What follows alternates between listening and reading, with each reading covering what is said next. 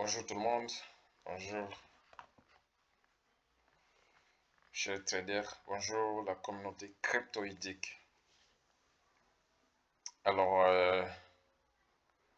je voulais faire une petite vidéo, simplement voilà, pour expliquer pourquoi j'aime trader les marchés crypto, j'aime trader la crypto-monnaie que d'autres marchés. Voilà. Je vais également détailler ici les raisons pour lesquelles je préfère les marchés crypto à d'autres marchés comme les forex. Les actions, les indices ou encore les marchés de l'or. Du genre encore, les marchés des métaux précieux, voilà. Pourquoi je préfère trader les marchés crypto, euh, principalement, disons, pourquoi j'aime, encore je préfère trader principalement les marchés crypto que d'autres marchés. Alors, tout d'abord, partons, de la conception et de la création euh, de la crypto-monnaie. Vous savez, comment a été créé le BTC. J'ai pas, en tout cas, j'ai pas le temps et envie y revenir encore pour vous expliquer, ça a été long. Vous pouvez les trouver sur YouTube, vous pouvez trouver, les vidéos qui expliquent les raisons de la création du Bitcoin. Mais moi, il y a quelque chose dont vous devez, comprendre ici. Je voudrais parler, disons, de la blockchain. La blockchain, c'est cette technologie-là, qui est derrière, euh, cette révolution, du système monétaire qui est, la crypto. Alors, c'est la blockchain qui est derrière cela. Alors, la blockchain permet de faire des échanges entre individus, sans passer par un organe, central quelconque. Alors, la blockchain également a quelque chose de particulier, Donc, il nous permet, il est comme un miroir, il nous permet de voir les mouvements qui se déroulent sur le marché de la crypto ou sur le marché d'une crypto-monnaie donnée. Alors, à travers cela, on peut observer des échanges, des achats, des ventes et même voir même des retraits. Donc, il est plus facile d'observer, d'observer tous ces mouvements-là à travers la blockchain. Alors, quelque chose encore de plus intéressant, c'est que ces systèmes ou encore ces modèles de fonctionnement de la blockchain a été également, copié ou encore inclus, lors de la création et des mises en œuvre des plateformes centralisées ou encore décentralisées. Et c'est pour laquelle aujourd'hui, nous avons cette facilité-là de voir des mouvements, qui se déroulent. Par exemple, sur une plateforme comme Binance ou encore Bybit, voir les achats et les ventes, voir les positionnements de certains traders. Et aujourd'hui, par exemple, sur Binance, vous pouvez voir les grosses positions, les grosses positions des baleines. Donc, vous pouvez observer même les positions de baleines sur la plateforme Binance. Et il est plus facile de les percevoir. Et ça, c'est vraiment un avantage déjà. Sur Binance également, vous pouvez Vous pouvez également voir les données, voilà. Les données d'une crypto-monnaie. Si les échanges, si les positionnements, les carnets d'ordre, vous donne en fait quelques détails, voilà. Si l'évolution du prix, mais également, voilà. Si les données, voilà. Les données qui permettent en tout cas, voilà, les changements de la tendance ou non euh, d'une crypto-monnaie. Alors,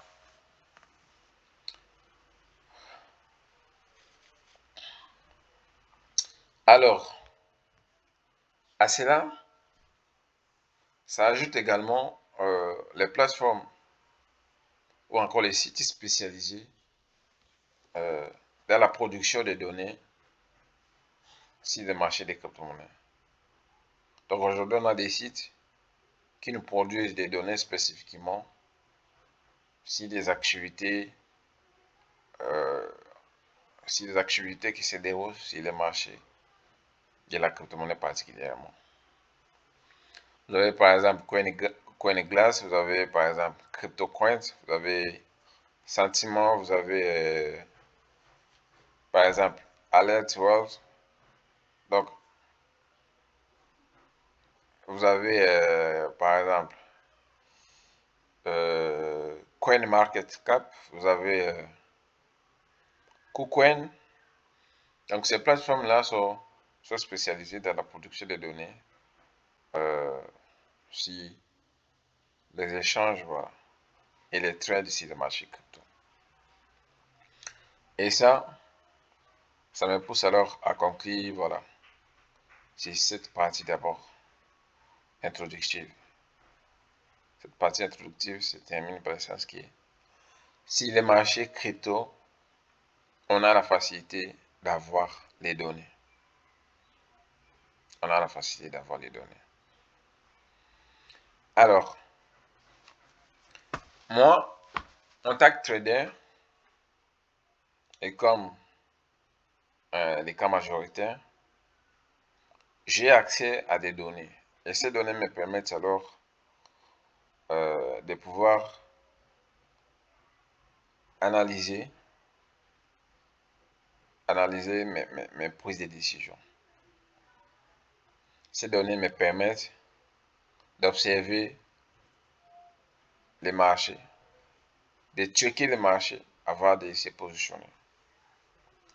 Contrairement par exemple sur le marché de Forex, d'où on a, ou encore vous avez cette difficulté là, par exemple, d'avoir des données sur ce qui se passe réellement sur le marché. Vous pouvez avoir les graphiques, les banques centrales peuvent faire ce qu'ils peuvent faire, changer les taux d'échange et tout ça.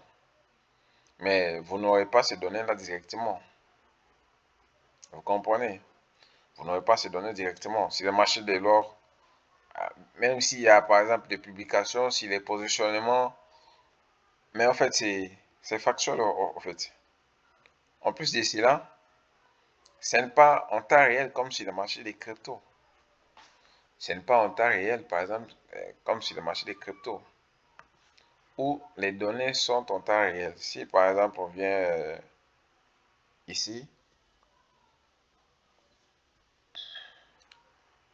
par exemple on vient ici,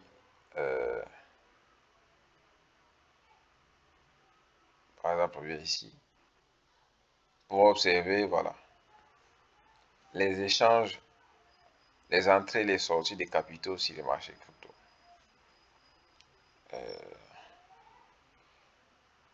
Entrées et sorties. Si, par exemple, on vient par ici. Qu'est-ce qu'il y a une constatation ici? Vous voyez, les rouges là, ce sont les sorties. Hein. Les rouges ici sont les sorties. Et les times, vous pouvez les voir ici. Les times, vous pouvez les voir ici. Là, nous sommes sur le marché. Spot. Bon, ici, on veut d'abord sur le marché futur.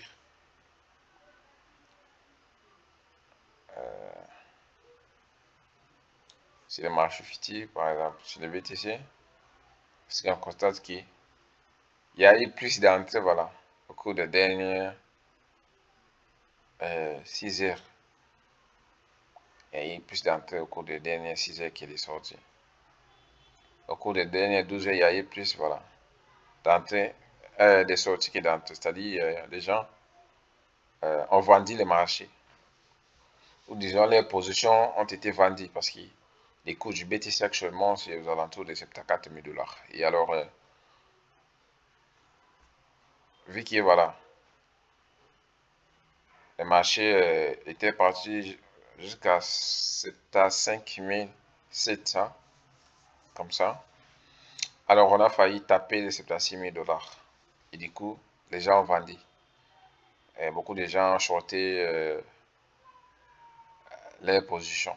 Et du coup, vous pouvez les considérer ici qu'il y a eu plus de retraits qui est, voilà, plus des retraits qui est des achats ou encore des entrées. Et ça, c'est un avantage en tout cas colossal. Vous pouvez voir également, vous pouvez les constater ici, le marché d'Ethereum. Ethereum avait, voilà, franchi, il était proche de toucher les 2400 $. Et souvenez-vous, il est parti de 1000 $, comme ça. Mais je crois 1900 quelques dollars comme ça la semaine dernière. Il est parti jusqu'à 2386 $. Et si on vient par exemple ici, on peut les voir.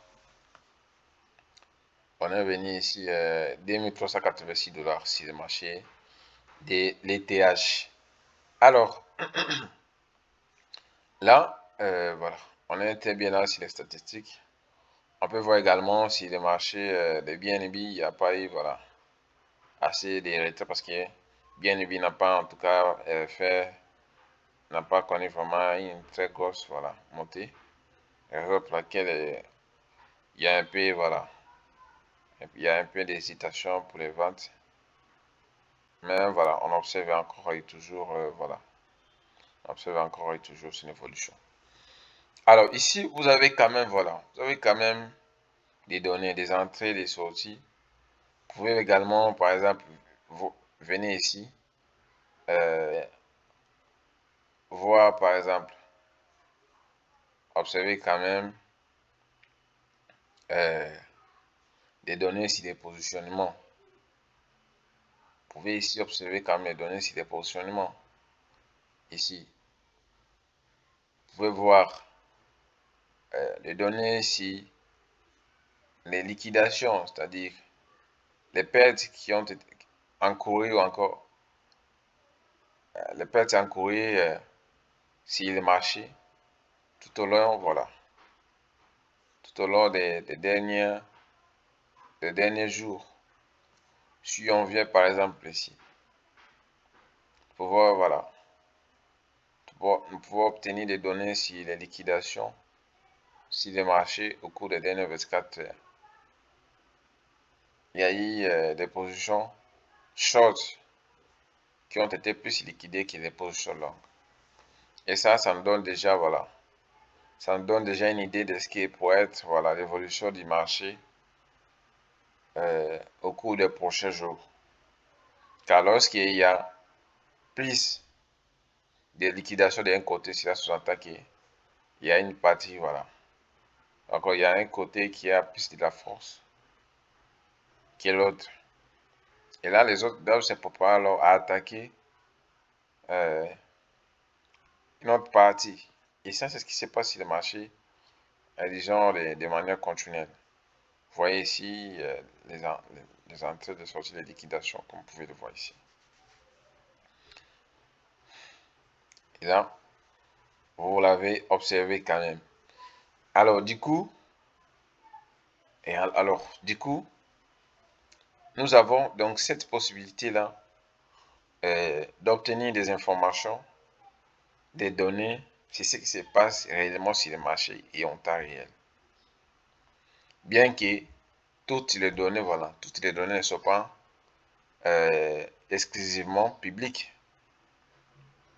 Mais quand même, voilà, les données essentielles, les données, en tout cas les données essentielles soit publiques. Contrairement si le marché des Forex, si le marché de l'or, si le marché des actions, où vous avez la difficulté d'obtenir des données comme je vais expliquer. Par exemple, vous avez des données si les entrées et sorties. Vous avez des données si les entrées et sorties. Entrées et sorties. Vous avez des données si les positionnements, euh, vous avez des données si les positionnements des gros poissons ou encore des baleines. Gros poissons. C'est visible. Et vous avez les données si les liquidations,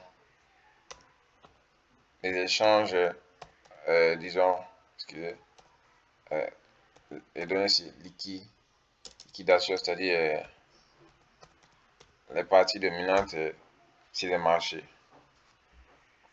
Disons la force dominante sur les marchés. Vous avez des données si, par exemple, les volumes d'échange, ce qui n'est pas le cas, par exemple, sur les marchés de Forex, si le marché volume d'échange, volume d'échange, vous avez les données encore aussi quoi? Ces volumes d'échange, par exemple, les données encore seulement les gros poissons, entrée et sortie, volume d'échange. En plus, encore, vous avez des données si les,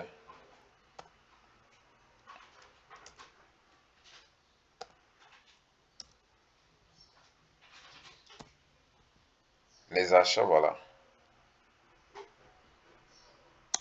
Les achats pour des, voilà, pour des achats, voilà. Des achats ou encore des ventes pour les longs termes. Achat et vente, voilà, pour le long terme. Vous avez encore des données, vous avez encore données, voilà. Des données, par exemple, si la capitalisation boursière. Donc, vous pouvez connaître en tout cas, vous pouvez connaître la valeur quand même marchande, voilà, de l'actif, capitalisation boursière, mais aussi capitalisation boursière, mais aussi voilà, par exemple les actifs qui sont en circulation, tout ça. Ça vous donne en tout cas des données extrêmement importantes et intéressantes. Donc, elles sont tellement nombreuses ici à énumérer que vous n'allez même pas voilà, comprendre. Et ça, c'est extrêmement un atout qui les marchés dont je fais allusion ne peuvent pas nous produire encore nous fournir plus facilement. Donc, en conclusion, je préfère les marchés crypto parce que d'abord, euh, c'est d'abord aussi un marché qui est volatile. Deuxièmement, c'est un marché où j'ai accès voilà, aux données parce qu'un trader, c'est sur les données. C'est un marché où c'est également un marché liquide, un marché également qui est volatile. C'est-à-dire, lorsque j'observe les marchés et que j'ai voilà, cette possibilité-là, cette facilité-là de trouver des opportunités, j'ai pu me positionner et peut-être sortir voilà, le plus rapidement possible. Qui est, comme l'est le cas avec d'autres marchés. Comme n'est pas le cas avec d'autres marchés. Donc, voilà un peu, voilà. Voilà un peu comme vous pouvez les voir, les raisons pour lesquelles je préfère en tout cas, voilà. Je préfère trader le marché des crypto-monnaies que d'autres marchés. j'ai la facilité d'obtenir des informations importantes. J'ai la facilité, voilà. J'ai la facilité d'obtenir des statistiques. J'ai la facilité de voir quand même les échanges qui se déroulent. J'ai cette facilité-là de voir quand même, hein, voir les positionnements des gros poissons. Si on vient par exemple ici donner hors de valve. Ici par exemple vous avez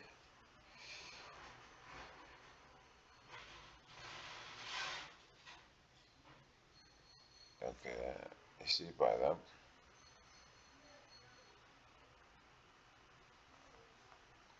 vous avez par exemple ici là nous sommes sur le marché du Bitcoin BTC USD. Ici vous pouvez voir hein, des ordres qui sont supérieurs, voilà, qui sont supérieurs à 20 000 dollars, à 20 millions de dollars. Comme vous pouvez le voir ici, ça c'est un ordre d'achat, achat, un ordre de vente.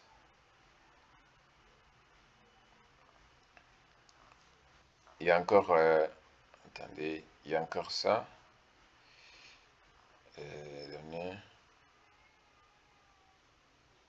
classement,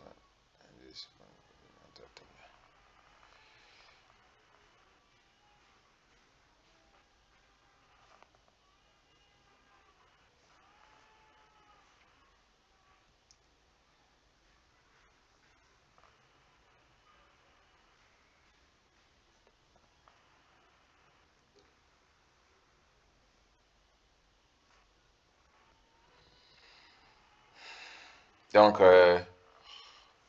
c'est quand même un peu ça, voilà. C'est quand même un peu ça. Ce que vous pouvez, comprendre, voilà. Par exemple, ici, vous pouvez voir des données ici, voilà.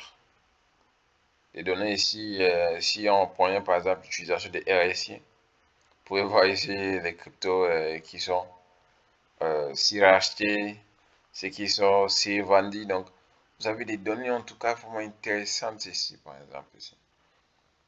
Il y a des RSI, mais une carte thermique de RSI totalement différente.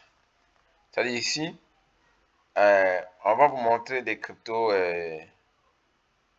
qui sont dans des zones de demande et ici qui sont dans des zones de supply. Donc c'est extrêmement, voilà, c'est extrêmement intéressant et en tout cas c'est incroyable d'avoir de telles données et gratuitement en plus. C'est vraiment incroyable. Donc voilà, on continue la vidéo. Je pense que vous avez compris quand même mon positionnement sur le marché crypto différemment des autres marchés, des réseaux évoqués. Donc j'ai accès en tout cas aux données plus facilement, voilà, plus facilement que les autres marchés. Merci et je pense que cette vidéo vous fera comprendre quand même, voilà, l'importance des marchés crypto et pourquoi vous pouvez vous y intéresser et voilà, peut-être vous engager pour une carrière, voilà, de longue durée. Merci, bonne journée à tous.